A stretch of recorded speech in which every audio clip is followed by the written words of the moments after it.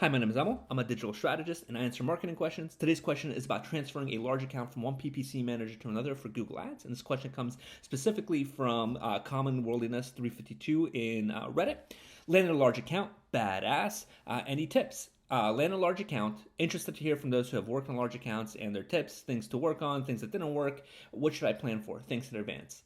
These are phenomenal questions. When you take over account, there's obviously a reason. So there's some rate of either unhappiness or some metrics that get hit.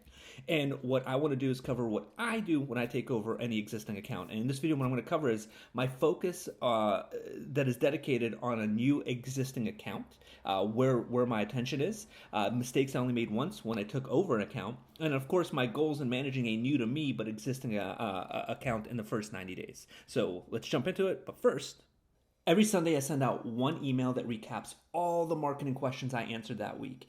If you want to stay up to date on best practices, strategies, and become an overall stronger marketer, I think you would really enjoy this recap. It would mean the world to me if you could subscribe to the newsletter and my YouTube channel. Now, back to the answer.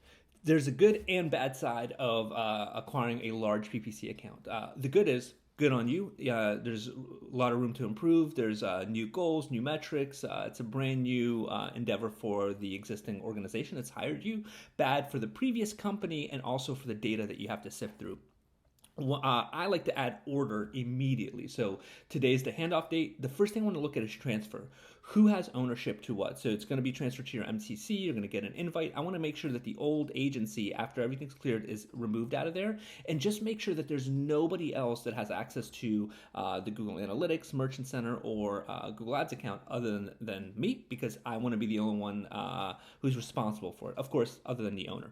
Number two is I want to audit the last 6 months to a year of performance. And this is this may take a few days depending on how big the account is, but I really want to dig into it and understand it. I want to understand what worked, what didn't work, what the thought process of the old management company was. And I asked for reports so I could look at those reports and see what they thought was relevant to report to the client and what they thought was irrelevant to the overall process and what they left out that I would have included, and just understand the narrative, the performance issues, any technical deficiencies. My audit would be just all about finding where the gaps are and then understanding, was it an incompetent company, a lazy company, or was it some kind of interference from the ownership of the account? There's a lot of questions that the audit's going to lift.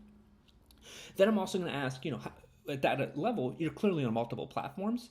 All platforms aid and hurt each other in some shape, way, or form. So one of the mistakes I once made was taking over a Facebook account, scaling that Facebook account, and not factoring in what that did to Amazon sales.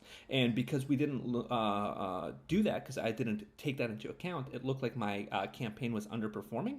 And then when you look at where traffic was coming from into Amazon and the broad awareness we're bringing into that store, there's a direct correlation between when I ran the campaigns and stopped the campaigns for Amazon sales. So this was just a massive oversight, and I didn't have an interconnective campaign performance report.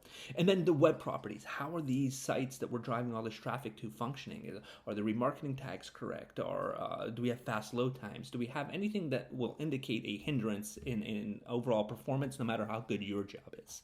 Once that's there, I focus on reporting. I break up, I don't like one big report for campaigns like that. I like small reports that are KPI driven.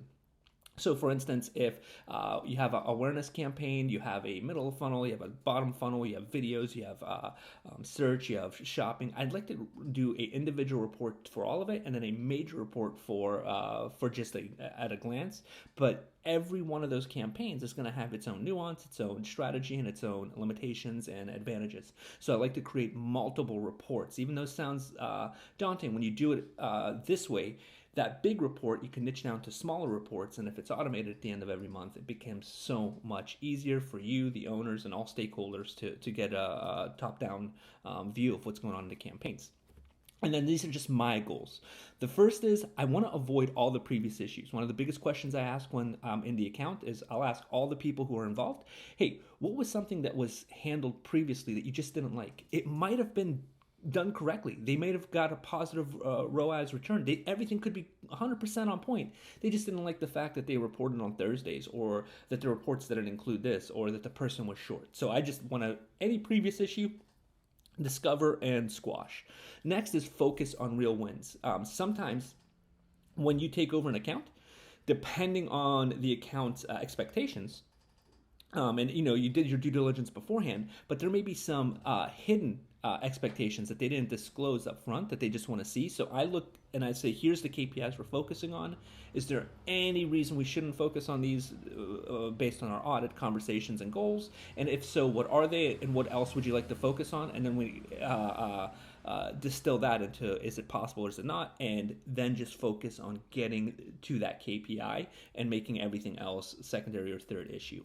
And then be honest, even if it hurts. If their website sucks, let them know. If their landing page sucks, let them know. If their videos are terrible, let them know. And don't be polite in the sense of like being neutral. Just say, this isn't working and here's the reasons why. You can say it nicely, but do not leave any room for ambiguity. You want to be as direct as humanly possible. That first 90 days, you have to establish that you are an expert, that you are going to take control of this, and that you're going to challenge any assumptions. And use Google Analytics, use Merchant Center, use Google Trends and SEMrush, and Lord knows every other tool possible to triangulate on decisions. Hold your ground, and even if you have to insult their baby, do so, because you're there to get a result. You have a fiduciary responsibility.